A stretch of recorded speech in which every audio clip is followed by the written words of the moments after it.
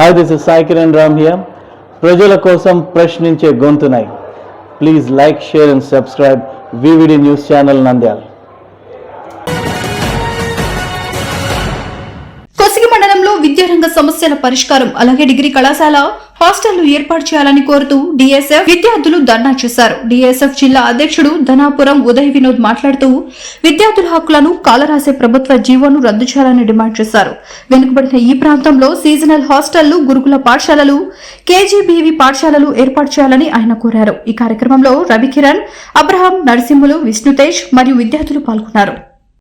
ఇవాళ కోసిగి ప్రాంతంలోన దాదాపుగా హాస్టల్ కానీ, డిగ్రీ కళాశాల కానీ, ప్రభుత్వ జూనియర్ కళాశాల కానీ, అందులో పనిచేసేటువంటి లెక్చరర్లు అయితేనేమి విద్యార్థులకు ఏవైతే మౌలిక సదుపాయాలు ఏర్పాటు చేసుకున్నట్లున్నారో ఈరోజు విద్యాశాఖ మంత్రి నారా లోకేష్ గారు కూడా ఈరోజు ఒకసారి కోసిగి ప్రాంతాన్ని రావాలి, ఇక్కడ ఉన్నటువంటి విద్యార్థి సంస్థలు ఏమనేది తెలుసుకోవాలి, ప్రజల సమస్యలు తెలుసుకోవాలి.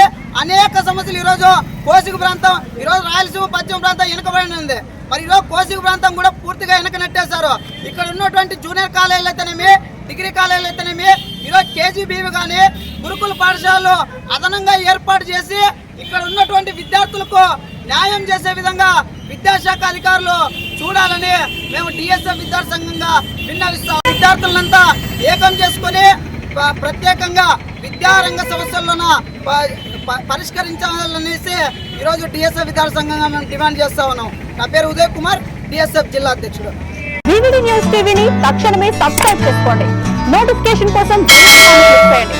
మరిన్ని అప్డేట్స్ కోసం ప్రతి ఒక్క కుటుంబానికి ఉచిత ప్రకటనలు వచ్చే విధంగా మీకోసం మీ ముందుకు VVD న్యూస్ టీవీని VIP ఫైబర్ నందు 99వ ఛానల్ మరియు యూట్యూబ్ నందు వీక్షించెదరు.